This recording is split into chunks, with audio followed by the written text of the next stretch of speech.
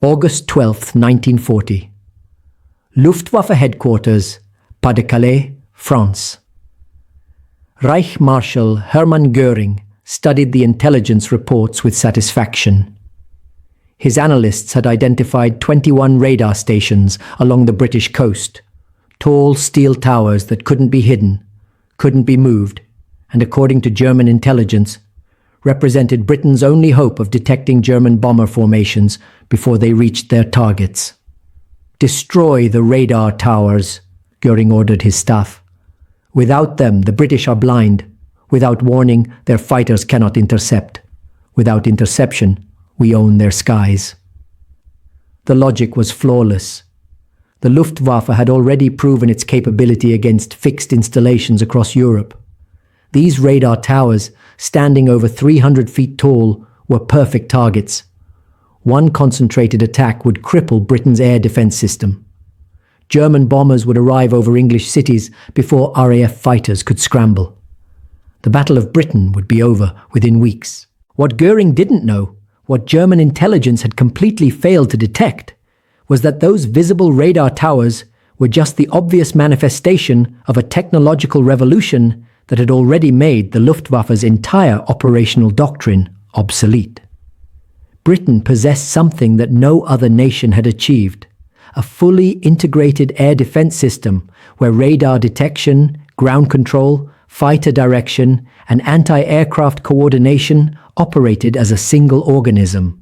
The Germans were about to attack the symptoms, while the disease, from their perspective, continued spreading undetected.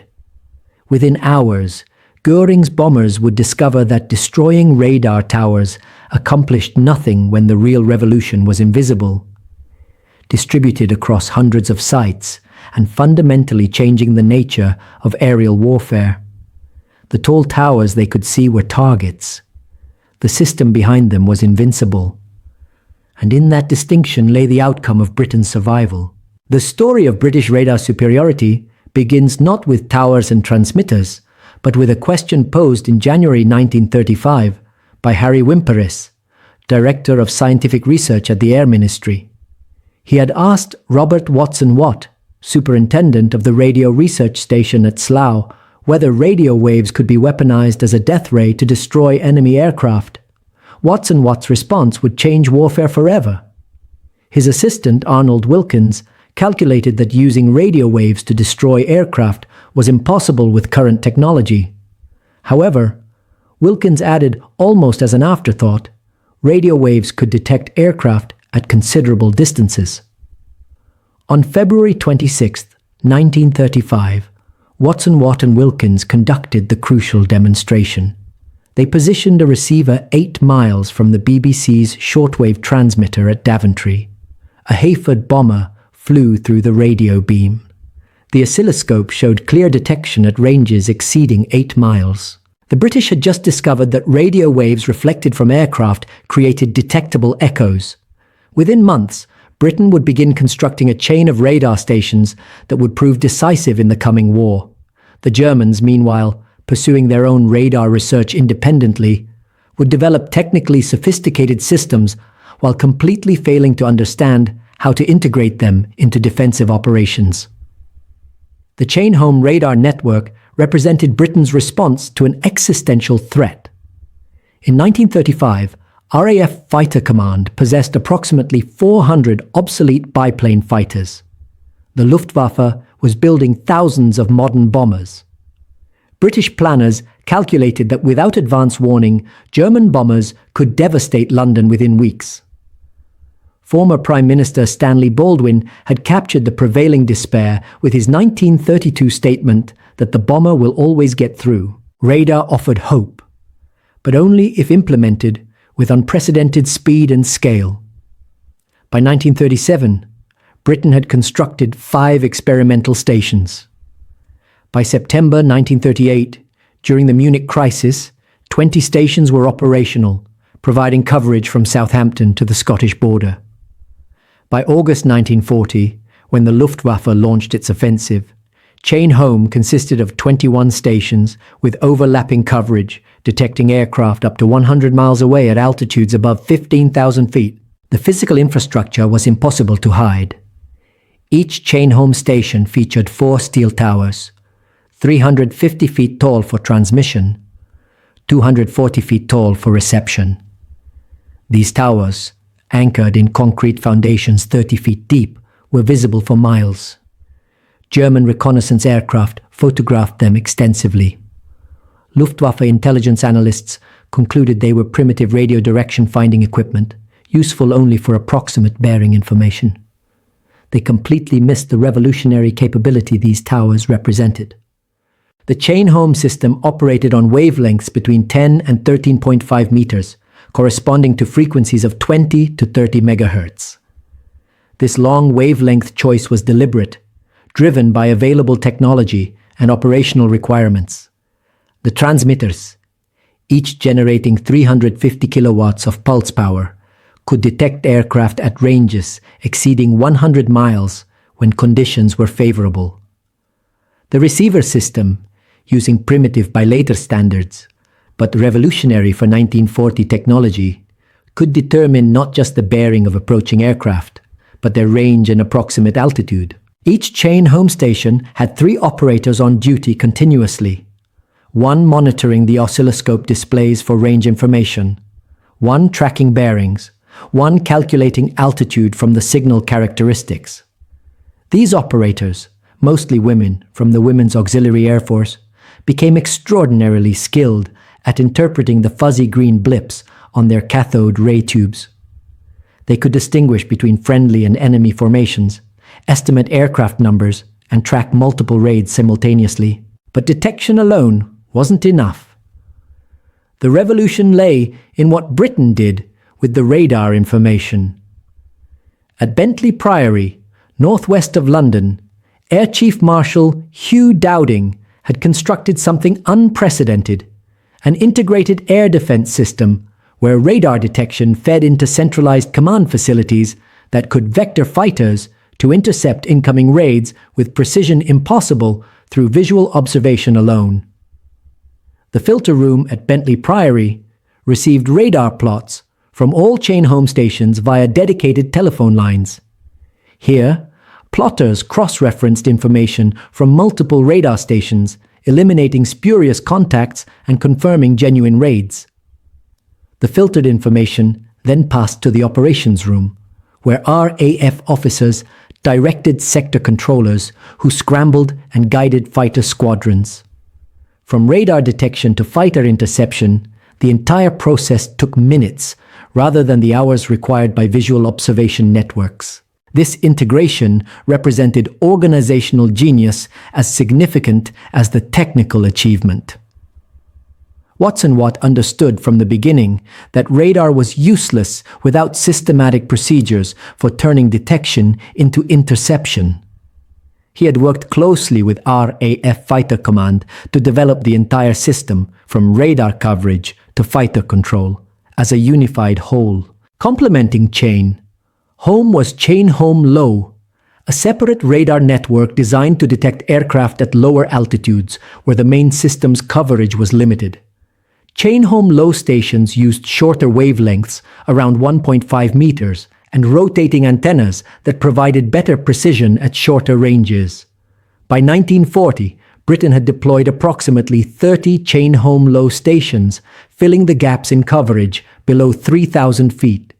The Germans, observing these installations, dismissed them as radio navigation aids or communication equipment.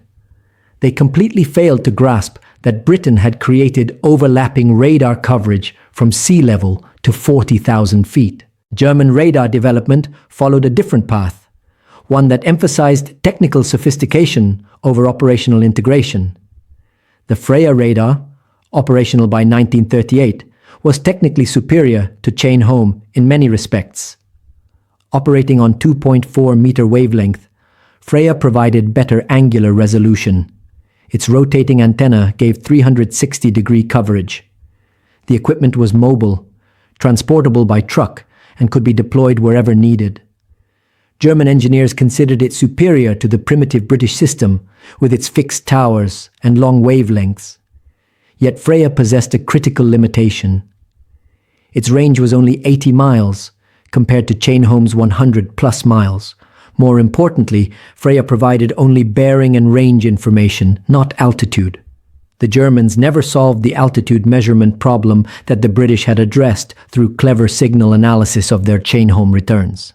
This seemingly minor technical difference would prove operationally decisive. More advanced German systems emerged as the war approached. The Würzburg radar, operating on 53-centimeter wavelength, provided extraordinary precision, accurate enough to guide anti-aircraft fire. The Germans deployed hundreds of Würzburg radars for flak direction and night fighter control. But these sophisticated systems operated independently, without centralized integration. Each radar station reported to its local command. No system existed to coordinate information across multiple radars, filter spurious contacts, or direct fighters from centralized control rooms. The fundamental German failure was doctrinal, not technical.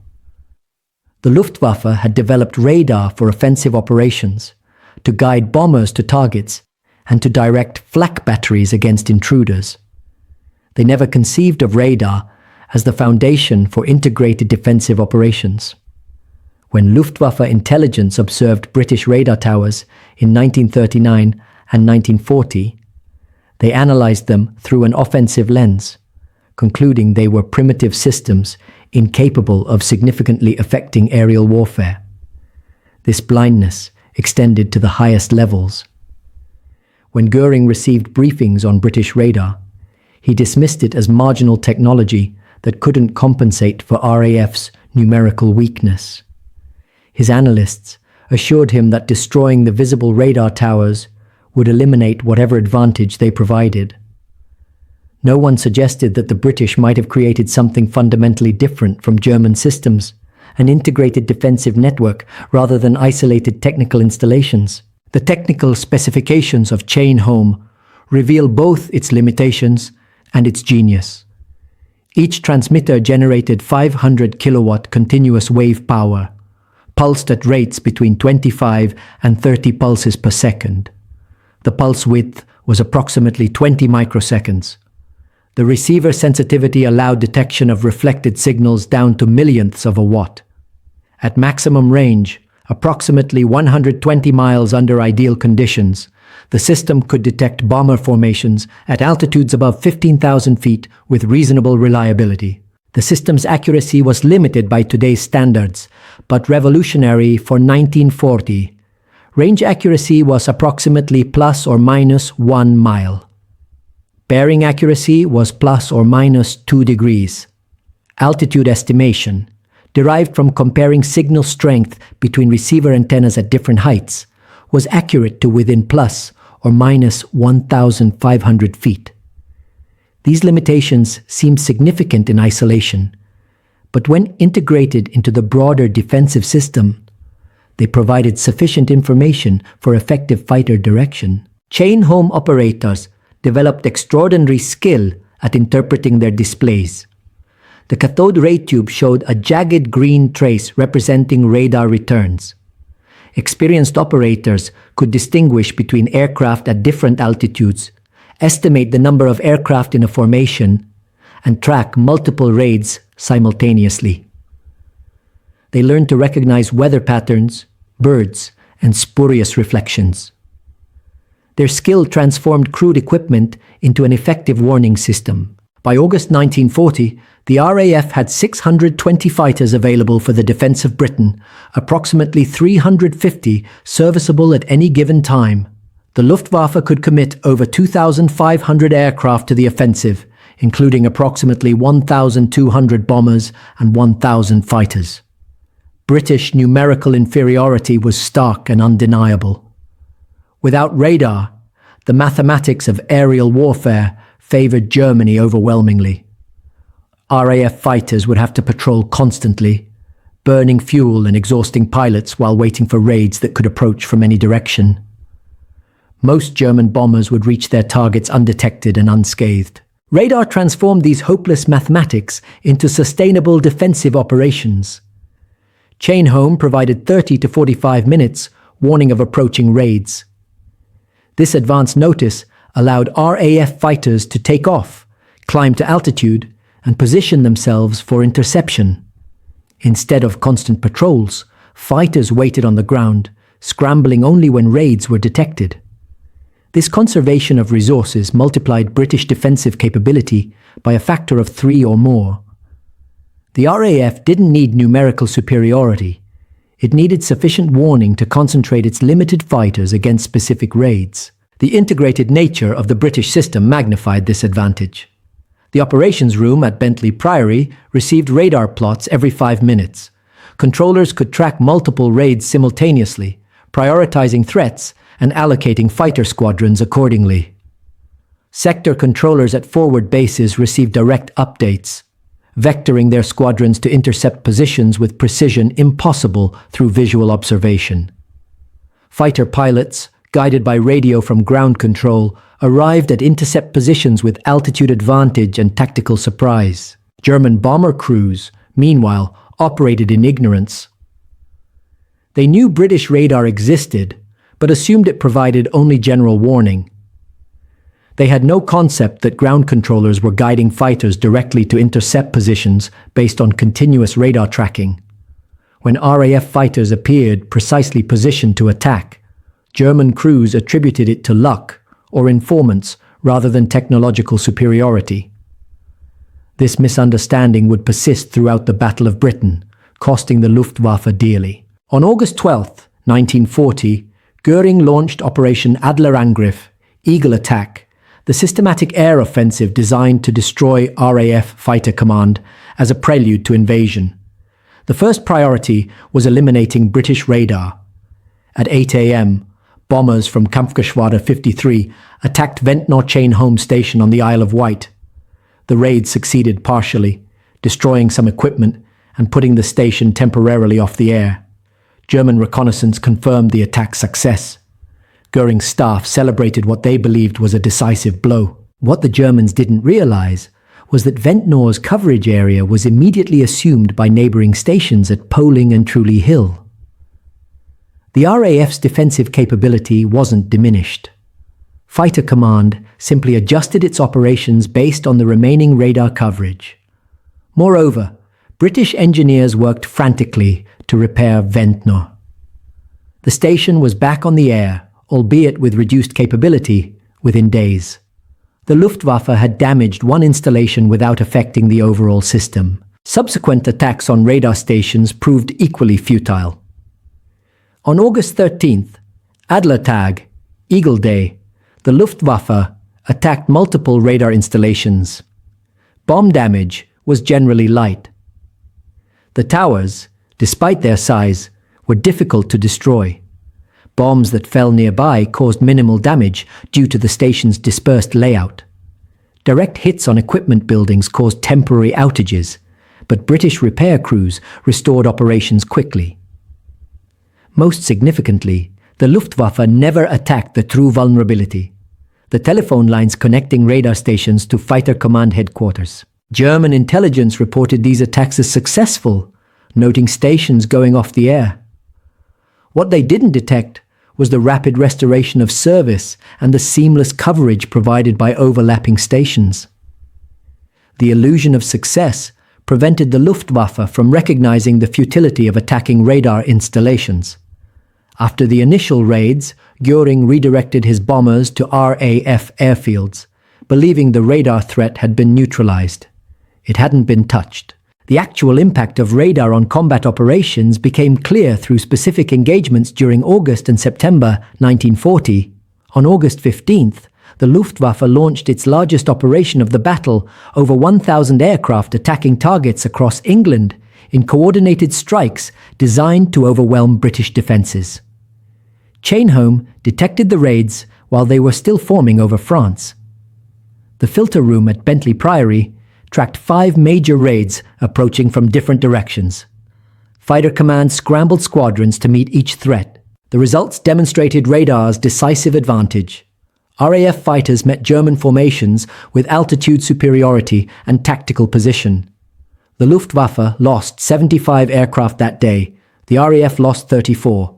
More importantly, Most German bombers failed to reach their primary targets, harassed by fighters guided into perfect intercept positions. German bomber crews reported extraordinarily accurate British fighter interception. Their intelligence officers attributed it to spy networks and radio intercepts. They never grasped that ground controllers were watching them on radar scopes from the moment they left French airfields. Fighter pilots described the difference radar made in vivid terms. Squadron leader Peter Townsend of 43 Squadron recalled being guided by ground control directly to a bomber formation at 20,000 feet. "We climbed through clouds completely blind, following controller's directions. We broke through the cloud top exactly where he said, and there, right in front of us, at our altitude, was a gaggle of Heinkels. It was uncanny, like the controller could see through the clouds. This uncanny precision was simply radar guidance, but to German crews being intercepted repeatedly in what seemed impossible circumstances, it appeared supernatural. Luftwaffe intelligence collected hundreds of reports describing unexplained British fighter appearances. Their analysts generated elaborate theories involving spy networks, radio direction finding, and observer networks. The simple truth that radar provided continuous tracking from 100 miles out seemed too advanced for the British to have achieved. The Luftwaffe's fundamental misunderstanding extended to their tactical doctrine. German bomber formations flew predictable routes at constant altitudes, perfect targets for radar-guided interception. They made no attempt to exploit radar's limitations, such as low-altitude approach, where coverage was weakest. Their fighter escorts, limited by fuel range, often turned back before reaching targets, leaving bombers vulnerable precisely when British fighters, guided by radar, arrived for attack. Every tactical decision reflected ignorance of how thoroughly the British could track and respond to their movements. The British system's sophistication extended beyond detection. The Observer Corps, 30,000 volunteers manning observation posts across Britain, tracked aircraft once they crossed the coast and flew below radar coverage. Observer reports fed into the same filter room that received radar plots, creating seamless tracking from initial detection to target arrival. This integration meant British controllers maintained contact with raids throughout their approach, never losing track even when radar coverage was intermittent. Radio-telephone communication completed the integrated system. RAF fighters maintained constant radio contact with ground controllers who provided real-time updates on raid positions, courses, and altitudes. Controllers vectored squadrons using compass headings and altitude instructions, bringing them to intercept positions without visual searching. German crews, listening to British radio transmissions, heard continuous chatter they couldn't decipher, not realizing it was ground-to-air guidance putting fighters exactly where needed. The RAF's numerical disadvantage made this integrated system essential. With only 700 total fighters available across all of Britain, Fighter Command couldn't afford to waste aircraft on fruitless patrols or misdirected scrambles. Every sortie had to count. Radar-guided interception maximized the combat value of each fighter, allowing the RAF to achieve effective parity against a numerically superior force through superior information and coordination. Göring never understood this transformation. He continued planning operations based on pre-radar assumptions about aerial warfare. His intelligence staff assured him that British fighter strength was nearly exhausted, that radar stations had been neutralized, that systematic pressure would break Fighter Command. Every assumption was wrong, and radar was the reason why. By late August, the Luftwaffe began targeting RAF airfields directly, attempting to destroy Fighter Command on the ground. This shift represented partial recognition that radar attacks had failed, though German commanders never understood why. The airfield offensive proved more effective than radar attacks, damaging several important bases and straining Fighter Command's resources. But radar continued providing the warning that allowed damaged squadrons to relocate and continue operations. September 7th, 1940 marked the critical German miscalculation. Believing Fighter Command was nearly destroyed, Göring shifted his offensive to London itself, attempting to force the RAF into a final decisive battle. The Blitz had begun. What Göring didn't realize was that Fighter Command, though strained, remained capable, and that his shift to city bombing actually relieved pressure on the RAF's most vulnerable assets, its airfields and infrastructure. Radar tracked the massive bomber formations approaching London with crystal clarity. Over 300 German bombers in coordinated waves, easily detected at maximum range. Fighter Command scrambled every available squadron, vectoring them to intercept positions around London. The Germans expected to find a weakened, disorganized defense. Instead, they met concentrated fighter opposition guided with precision into optimal attack positions. The Luftwaffe lost 41 aircraft on September 7th. The RAF lost 28 fighters, but most pilots survived. The pattern would repeat on September 15th, the climactic engagement now commemorated as Battle of Britain Day. The Luftwaffe launched 2 major raids on London, each involving over 100 bombers with fighter escort. Chainholm detected both formations while they were still over France. The filter room tracked their approach, identifying 2 distinct raids with perfect clarity. Fighter Command scrambled 23 squadrons, nearly 300 fighters, timing their deployment to meet each raid at optimal positions. The results were devastating for the Luftwaffe. German bombers arrived over London to find the sky full of fighters attacking from advantageous positions. The escorts, already at their fuel limits, couldn't provide effective protection. The bombers scattered, dropping loads randomly and fleeing for France. German losses totaled 56 aircraft destroyed, 21 damaged. RAF losses were 29 fighters. Most pilots recovered. More importantly, the German bomber forces' morale shattered. Crews reported impossible opposition, fighters appearing everywhere simultaneously, and coordination that seemed supernatural.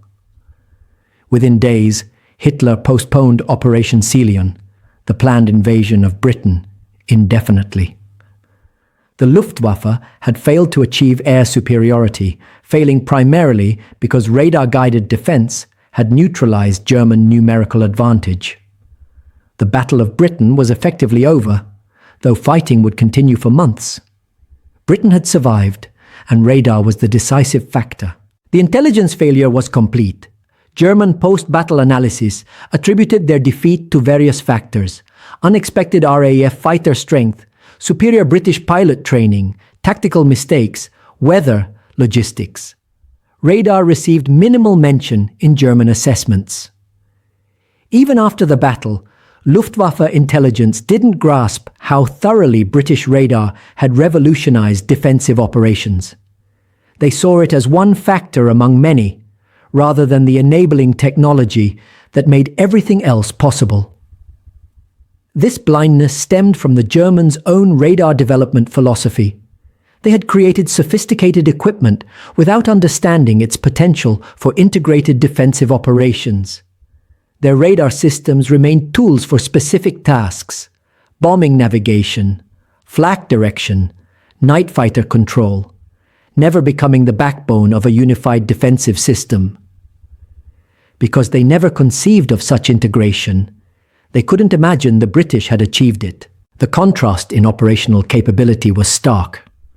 A Luftwaffe bomber formation taking off from France was detected by Chainholm when crossing the French coast. British controllers tracked it continuously for 100 miles across the Channel.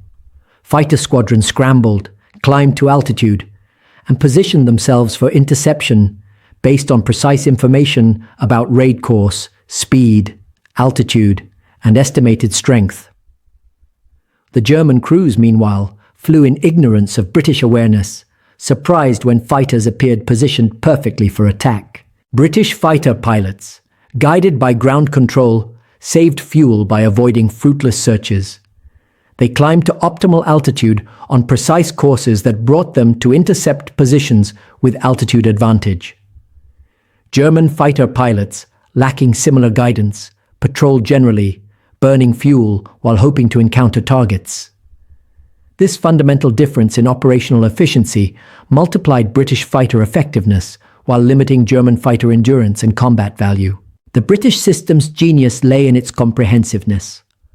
From Watt's initial experiments in 1935 to the operational system in 1940, every component was designed for integration. Chain home provided long-range detection. Chain home low filled coverage gaps. The observer core tracked low-altitude penetrations. The filter room synthesized information from all sources. The operations room coordinated the defensive response. Sector controllers guided individual squadrons. Radio telephone linked everything together in real time. This integration required unprecedented organizational effort. Bentley Priory employed hundreds of personnel operating 24-hour watches. Thousands more manned radar stations, observation posts, and sector control rooms. The telephone network connecting these facilities carried millions of messages monthly. The entire system represented organizational sophistication, matching its technical achievement, each component designed to support the others in a unified whole. German intelligence observed pieces of this system without comprehending the whole. They photographed radar towers, intercepted radio transmissions, debriefed shot-down pilots who described ground control procedures. Each piece of information was analyzed in isolation rather than synthesized into understanding of the integrated system. The analytical failure was as significant as the technical blindness, preventing the Germans from recognizing what they were fighting against until it was too late to matter. The technical evolution of British radar continued throughout the battle. Engineers modified chain home to improve accuracy and reliability. Chain home low stations were added to fill coverage gaps. New procedures improved information filtering and fighter direction.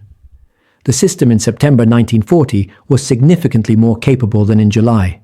Improvements driven by operational experience and battlefield feedback. This iterative development reflected Britain's advantage in fighting defensive battle over home territory. German radar development, meanwhile, remained focused on offensive applications. Their Freya and Würzburg systems improved technically, but never achieved operational integration comparable to chain home.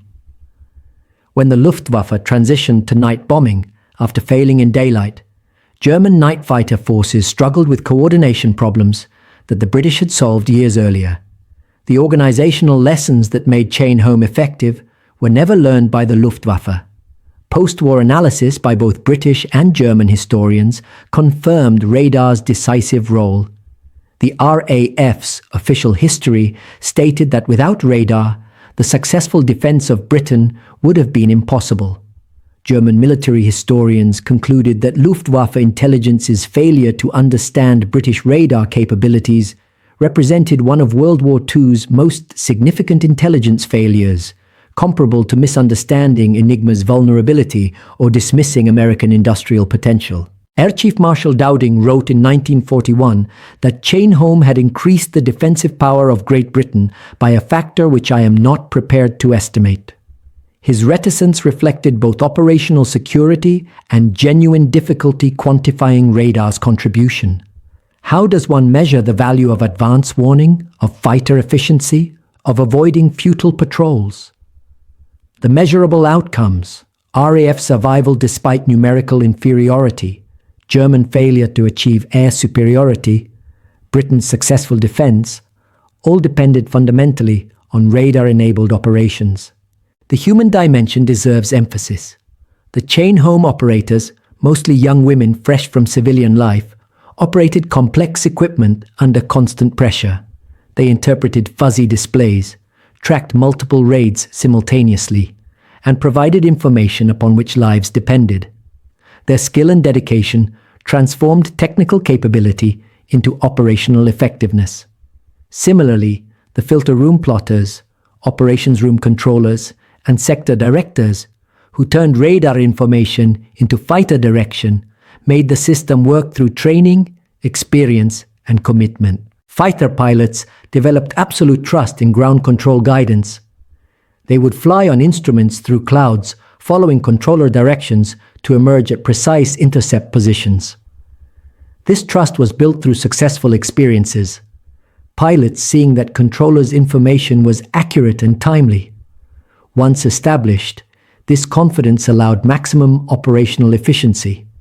Pilots expending minimal fuel on searches and maximum time engaging targets. The Luftwaffe never developed comparable trust between aircrew and ground control because they never created the integrated system that made such trust rational. German pilots relied on their own eyes and instincts, missing opportunities that coordinated guidance would have revealed. Their bomber crews flew without knowing where British fighters were or when they would appear, unable to receive information that British radar could have provided if integrated into Luftwaffe operations. The statistical record supports radar's decisiveness. During July through October 1940, the RAF flew approximately 15,000 fighter sorties. German aircraft losses totaled approximately 1,900 aircraft, including 1,200 destroyed. RAF losses were approximately 1,000 fighters destroyed, but many pilots survived. The exchange ratio favored Britain despite German numerical superiority, a reversal of pre-radar expectations. British fighters shot down approximately 2.5 German aircraft for every RAF loss, an achievement impossible without radar-guided interception providing tactical advantage. The operational tempo sustainable through radar guidance proved equally important. RAF squadrons could fly multiple sorties daily because they weren't exhausted by fruitless patrols. German bomber crews, meanwhile, faced interception on nearly every mission, exhausting them psychologically even when they survived physically. The cumulative stress of constant, precise British interception degraded Luftwaffe effectiveness faster than actual combat losses. Britain's radar advantage extended to aircraft production and pilot training. Factories continued operating because they received warning of approaching raids, allowing workers to reach shelters.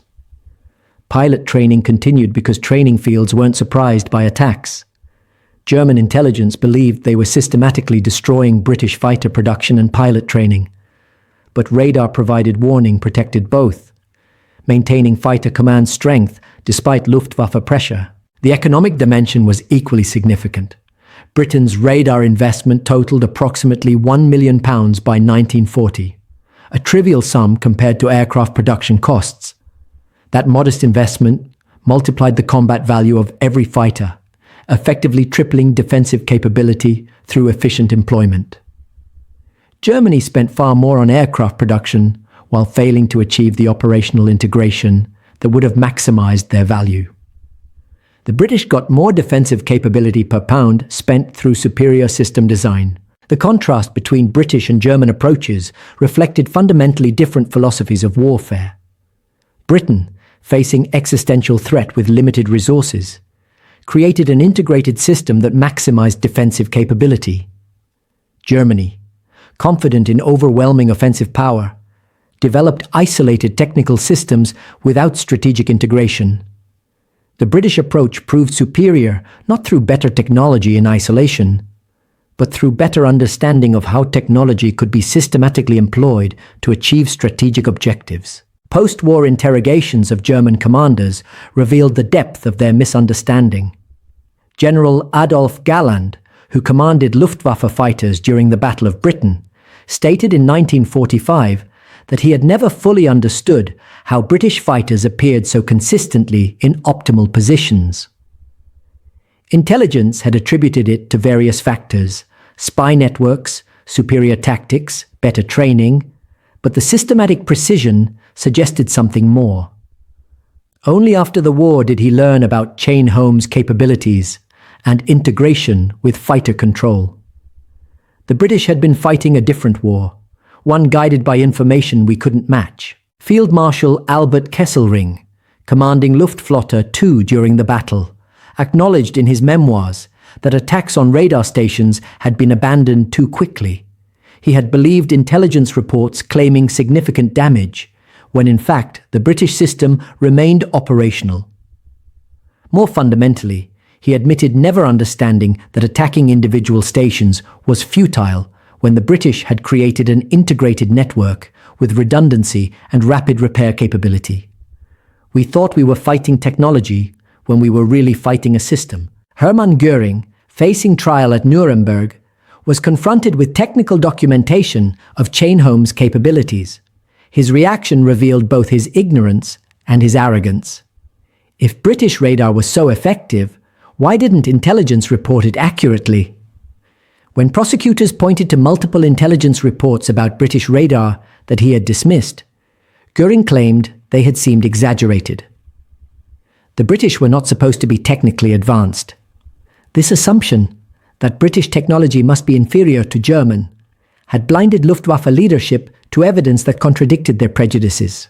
The technical staff who had analyzed Chain-Home for German intelligence defended their assessments by noting that the British system appeared primitive by German engineering standards. The long wavelengths, fixed installations, and crude displays seemed inferior to German mobile radars with better resolution. What they had missed was that these apparent limitations were irrelevant, given the system's integration and operational doctrine. British radar didn't need to be mobile because it defended fixed territory. It didn't need short wavelengths because long-range detection mattered more than precision.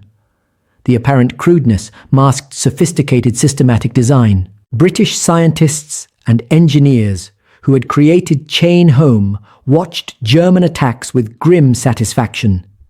They knew the Luftwaffe was targeting the wrong thing. Robert Watson Watt later wrote that watching German bombers attack radar towers was like watching someone try to defeat a telephone network by shooting at telephone poles. The visible infrastructure was meaningless without the communications, the control centers, the procedures, and the trained personnel that made the system work. The Germans never attacked the real targets because they never understood what the real targets were. The strategic implications extended well beyond Britain's survival. Had the Luftwaffe achieved air superiority, Operation Sea Lion, the invasion of Britain, would have proceeded. With Britain defeated or neutralized, Germany could have concentrated entirely on the Soviet Union. The Mediterranean theater would have been dominated by Axis forces. American entry into the war would have faced a vastly more difficult strategic situation. The entire course of World War II depended on Britain's successful defense during summer and fall 1940, and that defense succeeded primarily because radar integrated operations neutralized German numerical superiority. The technological legacy of Chain-Home extended far beyond World War II.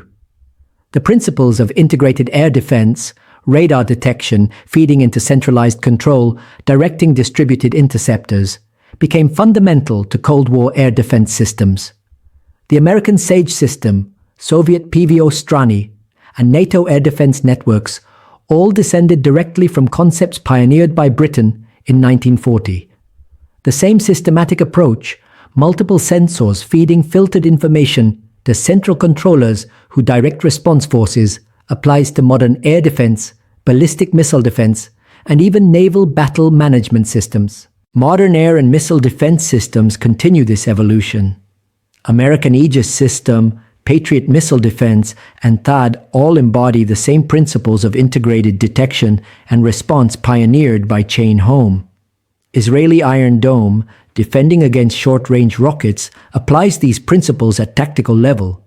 Every modern air defense system depends fundamentally on the systematic integration of sensors and weapons that Britain demonstrated was decisive in 1940. The technological specifics have changed dramatically. Modern radars use phased array antennas, digital signal processing, and sophisticated tracking algorithms that would seem magical to Chain-Home operators. Modern command centers employ automated data fusion, artificial intelligence for decision support, and network-centric architectures spanning multiple domains. But the fundamental principles remain unchanged. Detect threats early, track them continuously, filter false alarms, coordinate defensive responses, and guide weapons to intercept. Watson Watt would recognize the operational logic even while marveling at the technical implementation. The story of British radar superiority is ultimately a story about the nature of technological advantage in warfare. The British didn't win through better technology in isolation. German radar was often technically superior in specific parameters. The British won through better systematic integration of adequate technology into coherent operational systems. They understood that warfare is fundamentally systemic, that victory depends on coordinated employment of multiple capabilities rather than isolated technical excellence. This lesson challenges assumptions about military innovation. Nations often pursue technological breakthroughs in individual weapon systems, assuming that superior tanks, aircraft, or ships will provide decisive advantage. The British experience suggests otherwise. Systematic integration of adequate technologies, coordinated through effective command and control, can defeat superior individual platforms employed without comparable integration. The whole becomes more than the sum of its parts when the parts are properly coordinated. The German failure reflected not stupidity or incompetence but conceptual blindness. They possessed the technical capability to create systems comparable to chain home. They had talented engineers, effective research programs, and adequate resources. What they lacked was the conceptual framework to understand integrated defensive operations. Their military culture emphasized offensive operations and individual technical excellence over defensive coordination. This cultural bias prevented them from recognizing what the British had achieved, even when evidence was available. The British success reflected different cultural factors. British military tradition emphasized defensive operations, coordination between services, and making do with limited resources. These characteristics, often seen as weaknesses compared to German offensive power, actually better prepared Britain for modern warfare's systematic requirements. The necessity of defending with limited resources forced innovative thinking about coordination and efficiency that German offensive abundance never required. The role of civilian scientists in British radar development deserves emphasis. Watson Watt and his team were not military officers, but civilian researchers who brought fresh perspectives to military problems. They weren't constrained by service traditions or doctrinal assumptions. Their approach emphasized solving operational problems rather than achieving technical excellence for its own sake. This problem-focused pragmatism produced solutions that worked operationally even when they seemed technically crude by engineering standards. The Women's Auxiliary Air Force personnel who operated chain home stations represented another British advantage that German military culture couldn't match. These women, recruited from civilian life and trained specifically for radar operations, brought intelligence, dedication, and adaptability to roles that German military tradition would have reserved for men. Their contribution was decisive, yet German intelligence never fully grasped that women were operating the radar systems detecting Luftwaffe formations. The filter room at Bentley Priory exemplified British systematic thinking. Here, information from dozens of radar stations was synthesized, correlated, and verified before passing to operational commanders. This filtering process eliminated errors, identified genuine raids, and provided confidence in information accuracy. German intelligence, observing British procedures through captured documents and prisoner interrogations, never fully appreciated this filtering function's importance. They saw it as unnecessary complication rather than essential systematic capability. The operations room, where RAF commanders directed Fighter Command's response, represented the system's culmination. Large plotting tables showed raid positions updated every 5 minutes. Controllers could see the entire battle space, allocate resources, and coordinate responses with information impossible to achieve through visual observation. This comprehensive view of the battlefield gave British commanders advantages that German commanders couldn't match even with superior forces. The psychological impact on Luftwaffe crews proved devastating over time. Initial confidence gave way to anxiety as repeated interceptions suggested British capabilities beyond what intelligence had reported. Crews developed fatalistic attitudes, assuming they would be intercepted regardless of route, altitude, or timing choices. This demoralization affected performance, crews rushing bomb drops and evading early rather than pressing attacks. The systematic nature of radar-guided interception created psychological effects beyond the physical attrition of aircraft losses. British morale, conversely, benefited from radar's effectiveness. Fighter pilots trusted ground control to position them advantageously. Ground personnel saw their efforts producing concrete results as fighters successfully intercepted raids they had detected and tracked. Civilians, while suffering from bombing that got through, knew that fighter command was fighting effectively to protect them. This psychological dimension significantly affected the battle's outcome. The Battle of Britain entered history as RAF Fighter Command's finest hour, and rightly so. The courage of the pilots who flew outnumbered against formidable opponents deserves eternal recognition. But behind that courage stood a technological system that made their sacrifice meaningful rather than futile. Without radar integration, providing early warning, precise tracking, and effective control, British fighter pilots' bravery would have been wasted in random patrols and ineffective interceptions. The system magnified human courage rather than replacing it. The German perspective offers painful lessons about the costs of intelligence failure and conceptual rigidity. Luftwaffe intelligence collected extensive information about British radar, but failed to synthesize that information into accurate assessment of capabilities. German commanders dismissed evidence that contradicted their assumptions about British technical capabilities and operational sophistication. This failure cost thousands of German aircrew lives and ultimately lost the battle that might have won the war. The story of British radar superiority ultimately demonstrates that technological advantage in warfare comes not from superior components, but from superior integration. The nation that can best coordinate adequate technologies into coherent systems defeats the nation that possesses superior technologies employed without comparable coordination. This lesson, written in the skies over Britain in 1940, remains as relevant today as when Hermann Göring watched his bombers fail to destroy what he thought were merely radio towers on the English coast. Britain survived the Battle of Britain because scientists, engineers, military commanders, and personnel from radar operators to fighter pilots created and operated the world's first integrated air defense system.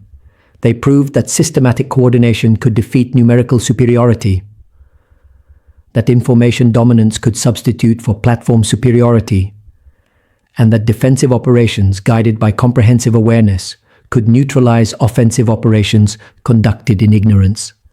These lessons shaped military operations for the next 80 years. The final irony belongs to Hermann Göring, who dismissed British radar as primitive technology that destroying towers would eliminate. The Reich Marshal, who thought towers were the target, died by his own hand rather than face execution for crimes against humanity. The system he failed to understand had helped defeat the evil he served.